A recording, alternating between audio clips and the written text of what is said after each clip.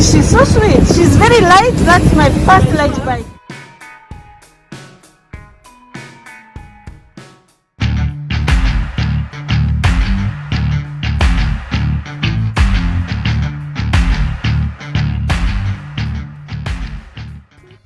It's been serious FOMO since my bike went in for repair. So yesterday I got a bike, a GIXXER 155, and I rode her around home the whole day yesterday. I probably clocked 30 kilometers or something like that.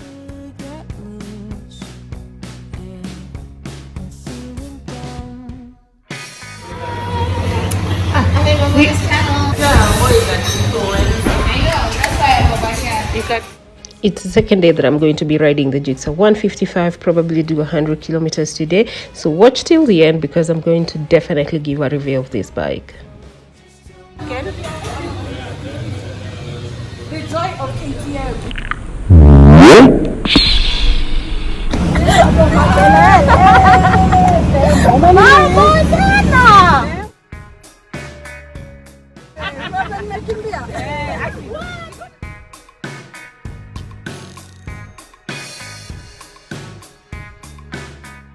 So let's go through this bike now. I had 2 days of riding it. The first day, of course not in this video, it was more of familiarizing, and I did it around my estate for about 30 to 40 kilometers thereabout. The second day is the day that you have seen at the beginning of this video, where I did a ride with the girls to Karirana, and that was such an awesome ride. A few things surprised me about this bike. One is that, man, I'm short. I am short. So I still tiptoe on this bike. That was number one. And the second one was that it's pretty light. This bike comes at 141 kilo. My maximum speed was 100. And it's simply because that's where I'm comfortable as Mama Nduthi. But it has the capability to do more than 100 if you so wish. So let's look at the bike, and this is not really a technical review of the bike. It's more of my experience with this bike. I ended up doing or clocking about 160 kilometers on this bike, Mugabe. So let's go through it and see if it is worth your money, because I am sure some of you watching this video maybe have been wondering whether they should invest their Kenya shilling on this bike. So let's start from up there. The bike comes with a digital dashboard, which is a big plus. I ride a Royal Enfield. I only see neutral. I don't know when I am gear 1, 2, 3, 4, 5. So this was a plus. Riding it and seeing as I shift my gear, it also gives me a digital speed.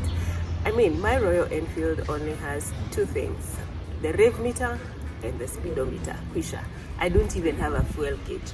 On this one, you also get to see your fuel gauge and how much fuel you have if you're running out. Mine, I have to shake it. I have to shake the tank to know if I have fuel or not.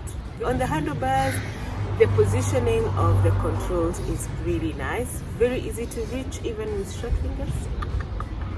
And the owner of this bike has also added hazards on the bike, so that was another plus. I was able to put hazards when I needed to. It comes with LED lights, which is a plus. I never rode it at night, so I cannot tell you how good or bad the lighting is, but LED lights not disappoint. Sindio? Yeah. Moving further down, the bike comes with disc brakes, both front and back. And it has ABS. The last bike that I rode that had ABS was the GS, and the Royal Enfield has no ABS. So this felt really safe riding it with ABS. So the other thing about this bike is that it has a sporty look. The only other bike that I've ridden that is a sportish look is a ZMR 223cc, which was slightly bigger and heavier than this one. The sitting position is not completely upright, neither is it completely lie low, so it is comfortable. I loved the seat. The seat is pretty comfortable. I enjoyed the seat. Coming further down to the pegs, I'm used to bikes that have pegs somewhere here. So my bikes have pegs here. That's where I have my gears, my foot peg, and on the other side I have the brakes and the foot peg. But this one, the pegs are in the middle, almost behind. So when I first sat on it, I really looked for them. I won't lie to you. It's a 5-gear speed and the torque is really good. I enjoyed the torque. The pickup is very good. One big plus that is going to help you make that decision if you want to buy a Suzuki GIXXER 155 is that it does not have vibration. There's no vibration on this bike, and if you're watching this video and you want to disagree with me, tell me in the comment section down below. I'm used to the Royal Enfield, which has quite some vibration. The fuel consumption was really good. I filled up the tank, used it for 160 kilometers. I'm only quarter way, so that's really says it's a good consumption. I enjoyed the twisties with this bike. It is so light, it is so agile. You take the curves, you really enjoy the curves. It is a very light bike. It comes at 141 kilos only, so lighter than any of the bikes that I've ridden before, and I felt it. I felt the lightness, but it is a big plus once again for that weight. I mean, if you drop this bike, you'll pick it by yourself. Isn't that a good thing? Yeah. So overall, this is a bike that I would recommend for a beginner rider. It's very comfortable, fuel efficiency, it's light, it's easy to maneuver, it's very agile. I also got to ride it in traffic on Waiyaki Way, and I was very, very comfortable. I enjoyed how I could just, get my way through the traffic. If this was my bike as a beginner bike, would I sell it? No. This is a keeper. This is a bike that I would keep even if I want to change my riding style or upgrade to a bigger CC.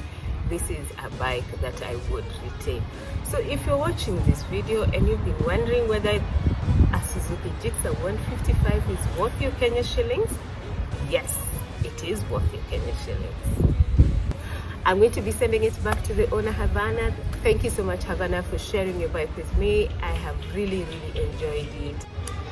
So I hope you found this experience come review helpful to you. If you did, please give it a thumbs up. Also, if you haven't subscribed to this channel, please do so. Remember to click the bell right next to the subscription button so that you're notified every time I put up a new video. I will be coming up with another review of a different bike. Somebody asked me in the previous video if I could review a Zontes 200J, so make sure to look out for that one. Actually, I don't know why you should subscribe, because I know you don't want to miss that one. And until the next video, it's Merry Christmas from me, Mama Nduthi here. I hope you enjoy your holidays with your friends, your families. Have a wonderful Merry Christmas, and let's see you in the next video.